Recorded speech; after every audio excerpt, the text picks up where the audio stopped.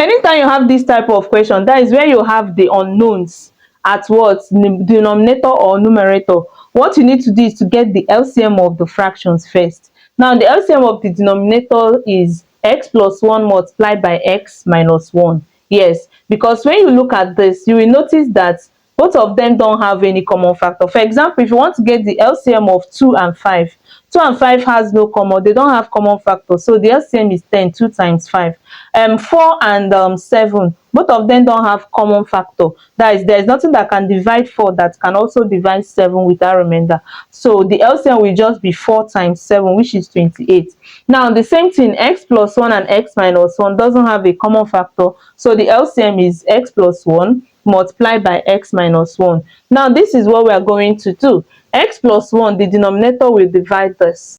When this divides this will cancel this, right? So we are left with just x minus 1. So we are going to multiply this 4 by the x minus 1. So we have 4 multiplied by x minus 1 minus, now in this case, x minus 1 divides this will cancel this. We are left with x plus 1, right? So we have 3 multiplied by x plus 1.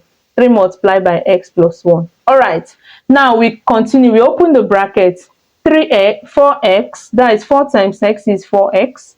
4 times minus 1 is minus 4. Minus 3 brackets. Now remember that this is minus, okay? Minus 3 is what we are using to open this bracket and not just 3. So I will say minus 3 times x will give me minus 3x.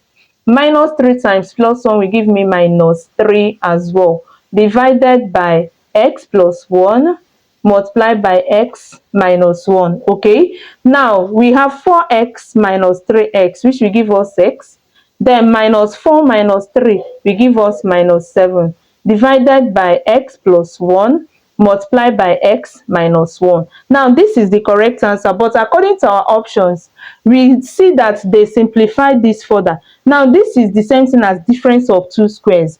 Yes, difference of two squares states that a squared minus b squared is equal to a minus b multiplied by a plus b. You can see what we have here, x plus 1 multiplied by x minus 1. So it means that we can rewrite this as a squared minus b squared. In this case, our a is x and our b is 1. So we can write this as x squared minus 1 squared, okay?